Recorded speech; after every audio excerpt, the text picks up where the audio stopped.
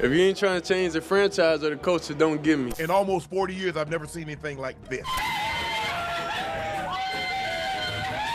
Shedeur Sanders went from being a projected top 5 NFL draft pick to being drafted in the 5th round. But it wasn't a skill issue. I think it's disgusting. I don't understand what the heck's going on with this. Other quarterbacks being taken who aren't as good as Shedeur. So it must have had to do with his character and mentality. And they took him off because the owner said take him off. I don't want that guy. Shedeur Sanders just torpedoed himself. Let's find out if Shedeur was overrated from the start, or if the Browns got a steal and he's the most underrated player in the draft. You think I'm worried about what critics say or what people gotta say? You know who my dad is? They hated on him too. It's almost normal. Without people hating, it's not normal for us. This was the interview that a lot of people said made him look bad because he's talking about his dad and almost making it seem like he got there because of his dad. But that's not really what he's talking about. He's talking about how his own dad was an NFL Hall of Fame player and was hated throughout his career.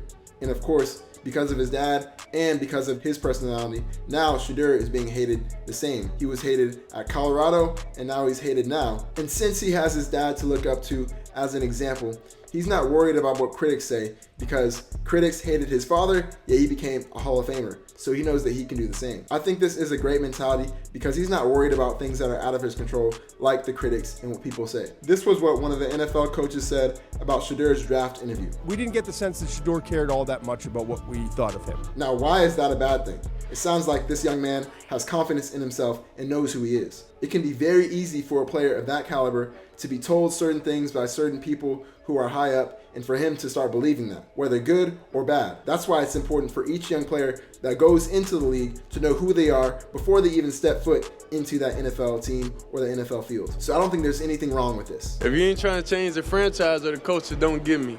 So you should know history repeats itself over and over and over. And I've done it over and over and over, so it should be no question why an NFL franchise should pick me.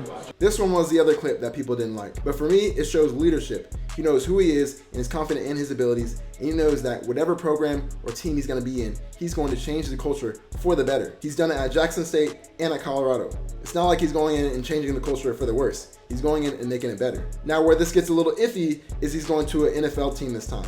He's not going to a college team where his dad's the coach. He's going to an NFL team with players who are 10 years older than him, who have a wife and kids, who have been in the league for a decade already. They're not going to be too excited about a young, rich kid coming in trying to change the culture of their team. This is where it can pose a problem if he's going to try to go in there and change the culture without learning first, learning from the veterans and really forging that relationship with all the people on the team, then leading them. So it's the right idea, but we have to wait to see how the execution will be. This is what Shedeur said after he was drafted 144th. Thank you for the fans, thank you for everybody, thank you for the Browns organization for giving me a chance. That's all I need. Now this right here is a fire response in my opinion.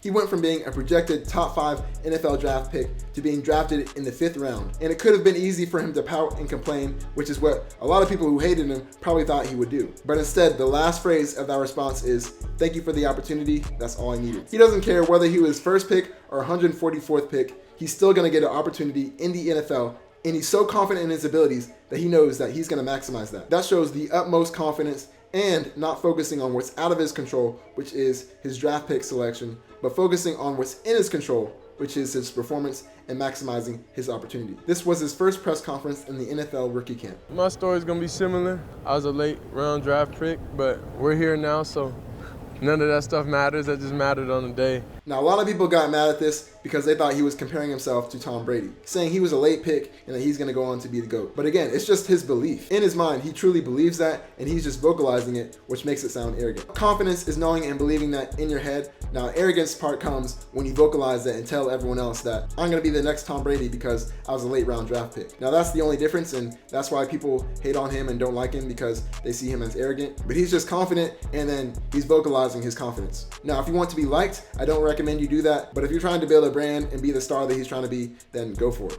I'm just thankful for an opportunity. Things could have been a lot worse, but I'm here smiling in front of you all at this facility right now. This is huge right here. This is where all the Shedeur haters should come and watch this clip right here, not the other clip of him talking about how he's the next Tom Brady. That's the reason people hate Shedeur, but they don't listen to him fully and really try to get to know him, because this right here is why he's in the position he's in. He's just grateful to be in an NFL team. Regardless of how his dad was already in NFL and maybe could have pulled some strings to get him there. Regardless of what pick he went, he understands it could have been worse, and it still could get worse. Apparently, if he doesn't perform, he could go to the CFL, which would be really tough on him. So he's grateful to just be in an NFL facility competing for an NFL spot. And that gratitude is what helps you enjoy the position you're in, enjoy where you're at, and perform your best on the field. In life and everything, it's just me versus me. You know, I can't control any other decision besides that, so I just try to be my best self. I don't think you'll understand. This guy has an elite mindset. There are NFL veterans of 10 years that don't have this mindset. The journalist asked him about him fighting out 3 other quarterbacks to earn that starting spot. And instead of putting other people down or just saying he deserves it, he said it's me versus me. He's not worried about the other quarterbacks because he has the confidence in his abilities to understand that if he performs at the best of his capabilities, he can earn that top spot. But that's only if he executes and performs to the best of his abilities. In this way, him earning the starting spot or earning a spot on the team is up to him and not his coach or the other quarterbacks. So do you feel like this is a good match here for you in Cleveland? Yeah, of course. That's why it worked out. That's why I'm here. That's why I'm a Brown. I feel like God won't put me in a situation I'm not ready for, and that's not ready for me. This guy's elite. I don't know what to tell you. How many of us, if we were a top 5 pick and got drafted 144th, and the team that we're on, they drafted another quarterback in front of us, how many of us would say, it's all part of the plan, God put me here for a reason, I'm just grateful for the opportunity, and I'm gonna maximize it? How many of us would be that calm in saying that? He has a ton of pressure on him, a lot of haters, and he could even be embarrassed right now with being drafted 144th. Yet here he is, still confident, focused on him and his abilities, and just grateful for the opportunity. I'm gonna just go out and say it, Shedeur Sanders is underrated, and I look forward to seeing what he does in the next season.